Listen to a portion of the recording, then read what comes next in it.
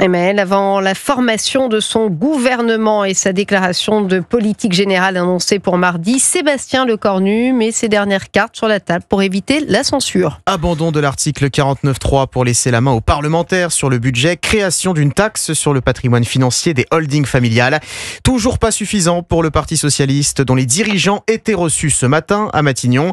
Juste avant, Marine Le Pen était conviée dans le bureau du Premier ministre et à la sortie, la chef de file du RN s'est montrée pour le moins dubitative, tout en soulignant tout de même un point positif, Jacques Serret. Oui, Marine Le Pen salue la décision de Sébastien Lecornu de ne pas recourir à l'article 49.3. On a fait un pas. Cette annonce m'apparaît plus respectueux de la démocratie que ce qui a pu être fait dans les années précédentes. Contrairement à Michel Barnier et à François Bayrou, Sébastien Lecornu a pris conscience qu'il n'avait pas de majorité, analyse la chef de file du groupe RN à l'Assemblée.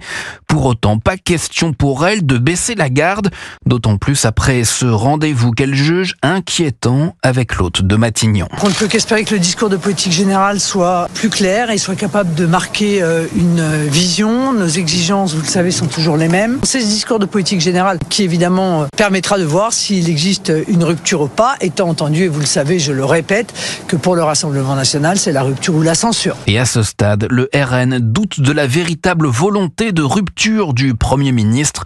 Autrement dit, le premier groupe d'opposition à l'Assemblée se prépare à la censure. Jacques Serret du service politique d'Europe.